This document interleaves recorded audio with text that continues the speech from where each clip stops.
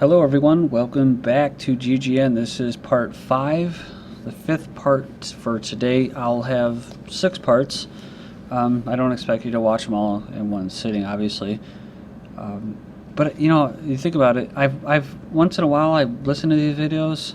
I haven't listened in a while, but they go kind of fast. Like the 15 minutes just kind of flies by. So an hour and a half actually kind of fly by if you did sit down and watch them all. Compared to like some of these other people that just do like these broadcasts on Blog Talk or whatever, and they're like an hour and a half, 2.5 hours, and they kind of just drag on. So either way, I'm ready to go here. I'm going to continue with articles usually that get left over. World religions wonder if test tube meat is kosher. So this is a viewer talked about this before about kosher tax, and I saw this. World religions wonder if this synthetic test tube meat is kosher. Let's see. So, when the world's first test tube beef burger was cooked and eaten this week, food critics all asked about its taste. For many Jews, Muslims, and Hindus, the first question was whether the faith allowed them to try it. Well, as far as Hindus go, well, maybe, I believe it is Hindus. I'm not sure about Buddhists, but if it's made out of cow stem cell blood from cows, then they probably wouldn't think it's kosher for them. I think traditional Muslims probably wouldn't think it's kosher either. Hasidic Jewish movement, Shabbat Lubavitch, asked on its website, "Is the lab-created burger kosher?" So it goes on here, and it says here, dietary laws exist in many religions, but came about so long ago that not even their prophets could have imagined a ready-to-fry beef patty grown in vitro from stem cells of a cow. If religious authorities interpret their ancient texts in a way that allows them to give this new food their blessing, now ban kosher cheeseburgers and Hindu burgers, as well as an undisputed method of producing halal meat, could be possible. Shabbat's rabbi wrote, "The Talmud tells of miraculous meat that fell from the heaven and was conjured up by rabbis studying a mystic text." Interesting, we're talking about alchemy in the last videos. Since it was automatically kosher because it wasn't from a real animal, this could be a model for test tube meat. But he says stem cells, that if the stem cells are real meat, they have to come from a cow slaughtered according to kosher law, which says the animal's throat must be slit while it is still conscious. So it says here, a rabbi of the Orthodox Union of New York told the Jewish Telegraphic Agency that the test tube beef could be considered parve, neither meat nor dairy, under certain conditions, and so kosher cheeseburgers could be allowed. It says Islam's law requires the same ritual slaughter rites as kosher butchering. It says here, the Islamic Institute of Orange County in California responded to a question on its website. There does not appear to be any objection to eating this type of cultured meat. So there you go. Well, it's funny because they said religious authorities. These are authorities of organized spirituality. To me, they have no legitimacy at all. If you don't want to eat something that, quote, science has brought you, this is progress, stem cells of a cow and cow blood, then don't eat it. It doesn't matter whether religious authorities say it or not. But the fact that they're all kind of saying it's okay and condoning it should make you suspicious. This is what we're talking about, the kosher tax, the kosher Nostra scam on the American consumer. So this is from Rents. Last week we received an email asking us if we knew the significance of the small encircled letter U or letter K that can be found printed on many food cans, food packages, and other kitchen products. This is a message that they got. They found it certainly that it was news to them and that it both shocked and angered them. So when they went home, they went to their pantry to verify what they had just learned was true. Most of the packaged and canned foods from major companies, says here, had the U and the K or similar markings. They called the 1-800 number and they asked the representative what the U meant on their Folgers coffee container. She asked us to wait until she consulted her supervisor. She came back and informed us that the mark meant that the coffee was certified kosher. We then asked her how and who certified the coffee to be kosher and whether it costs any money to do so. She refused to answer these and other questions, suggested that they write to the corporate public affairs department. They called on the Clorox Corporation to ask what it meant in the U, but they refused to answer questions concerning payments the Clorox Corporation has made in order to be able to print the U on their products. What they learned pretty much floored them personally. They learned that the major food companies throughout America actually pay a Jewish tax amounting to hundreds of millions of dollars per year in order to receive protection. The hidden tax gets passed, of course, to all non-Jewish consumers of the products. The scam is to coerce companies to pay up or suffer the consequences of a Jewish boycott. Ding, ding, ding. Does that sound familiar? 1933 in Germany, Judea declares war on Germany. Jewish consumers have learned not to buy any kitchen product that does not have the U or K and other similar markings.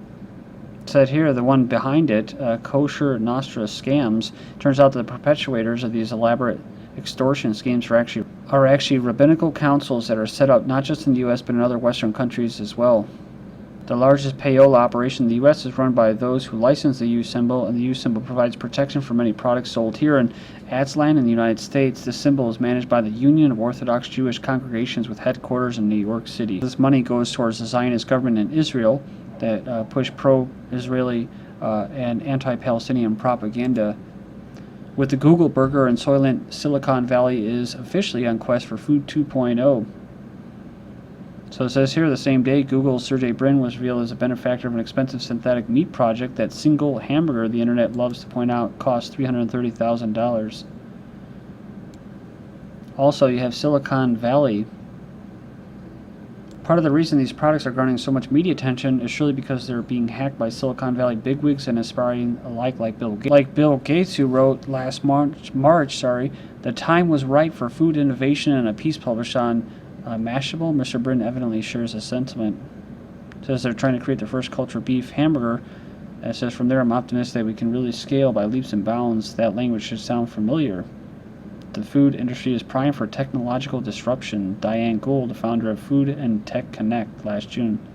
She organized the Hack Meat Silicon Valley Conference last month. This is a good example of what I was talking about. The old order, the Kissingers and Brzezinskis. This is the new order. These are the type people I talk about. When you start seeing them going up to space stations and not coming back, be ready for drastic depopulation agendas, i.e. wars, whether through some kind of bioengineered flus, because they're not going to be here and they'll be willing to just kill you off. Right now, they really don't need all these people here. That's why they keep talking about it. Because of the resources, like they say with all this genetic synthetic food, is that they've used us for as much as they can get from us, and they don't need us anymore. Real-life Elysium off plans exposed. The elites are planning to build off-world floating bases where they will run after they destroy the world. They're not going to destroy it. They're going to destroy humanity. That's the thing. Could these plans now be in the works thanks to Amazon.com founder Jeff Bezos and Virgin Airlines CEO Richard Branson? So this is from InfoWars, but I found this in just a quick search from March 5th of this year. Not many billionaires focus on commercial space, which is kind of a misleading headline, right? Oh, okay, so the richy people aren't into this. No, they are. It says here, because this is a global plan, these are just some of the people that are kind of the faces, the front faces on it, right? Forbes released the annual list of world billionaires, so they have an aggregate of $5.4 trillion. So Jeff Bezos of Amazon.com, space project has Blue Origin. Larry Page of Google, he has Google Lunar X Prize in Planetary Resources, along with Sergey's Google Lunar X Prize. Paul Allen from Microsoft, co-founder, Stratolaunch Spaceship One, SETI Array. Eric Schmidt, again, Google Lunar X Prize, Planetary Resources. Richard Branson, of course, Virgin and Virgin Galactic. Elon Musk, this is PayPal, Tesla Motors, Solar City, SpaceX. This French guy, Guy Labert, or actually Canadian, Cirque du Soleil. So it says here, Space Tourist. And Ross Perot, Planetary Resources. He was Computer Services, Real Estate. So Blue Origin developed a crewed suborbital and orbital spacecraft. SpaceX, we're just talking about them, to launch radar satellite network for Germany. So Florida privately owned Space Exploration Technologies won a 2-flight contract to launch a radar satellite network for Germany, the company announced on Thursday. German satellite manufacturers basically picked the California-based firm, also known as SpaceX, to launch a trio of spacecraft that compromise a radar reconnaissance network for Germany's Defense Department. And technically, we already kind of have it, right? The space station. Japanese cargo spacecraft docks with space station. Cargo freighter docked with the International Space Station on Friday. Yeah, this is the interesting part too. The spacecraft delivered about 6 tons of scientific gear, crew provisions, and equipment, including a small Japanese-made robot, which will float inside the space station and transfer messages from Earth to the Japanese astronaut. Cyborgs of tomorrow will be made of tiny 3D printed technology. So, talking about cybernetics in Tel Aviv, they're reporting at the university that they've discovered a way to 3D print tiny biocompatible devices which will enable the creation of a whole new generation of cybernetic implants and limbs. So I was waiting to see if they're going to actually try to sell the crap about how it's going to help soldiers who are being used as guinea pigs for this whole cybernetics agenda. But it's going to be used for the masters, right? The new overlords that we're talking about, the new order, the Google heads, and that. So it says here that it's a giant leap forward for the realm of cybernetics, and maybe even in the quest of immortality, talking about 2045. The creating of avatars. This all ties together, guys. I know most of my viewers are aware of that, but if you're not, it's a big deal here. It's not science fiction anymore. So we're talking about kind of quasi-energy resources, planetary resources, that they get the energy resources to be able to go off to distant star systems and stuff. We're talking about the elites. Then maybe they'll leave as well. Austin Energy seeks $60 million to extend smart meter programs. So they started phasing out analog electronic meters and upgrading its 420,000 customers to digital smart meters. So yeah, they're just going to force it on people. So the two biggest drivers really are simplicity, cost management. So it's always about efficiency over people's health or over people's consent, because they view a citizen, i.e. an associate of the corporation, known as the United States or any other government, as a lab rat. And if you don't stand up to these people when the sheriffs come to your door and physically force them off, or get a bunch of people in the community to rally around your house and say no to the utility companies aided by the sheriffs that protect corporate property, then that's consent. So they're engineering your consent. If you don't do anything to stop it, then you're consenting to it. But I've showed you the pictures of what this Wi-Fi does. You had the school students doing a study on basically plants that died around what was it, a cell phone or something like that, a wireless router. Then there was a video I showed in one time where these all the plants died around these things, these smart meters, and it plays into the eco-terrorism agenda 21 green movement, which is they're going to regulate your power usage. British energy firms to increase prices by 10%. We talked about recently about all the people that froze to death in Britain, but they don't care. Gas and electricity prices are to enjoy a dramatic 10% increase, soon haunting millions of British households already hit with the repercussions of economic meltdown. In Britain, price collapse for prostitution services, so it reflects a sluggish economy. Days of being able to make full-time living out of prostitution are long gone, says larger towns and cities.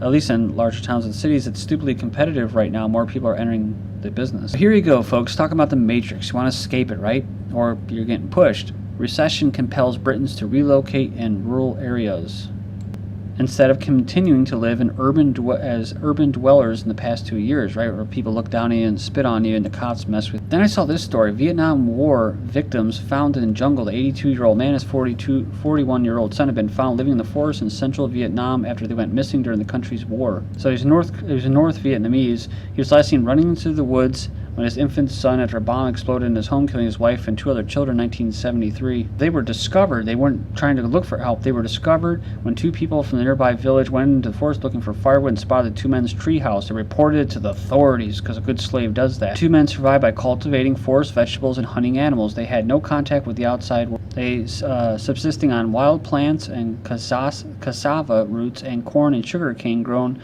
their own nearly in 2.5-acre field.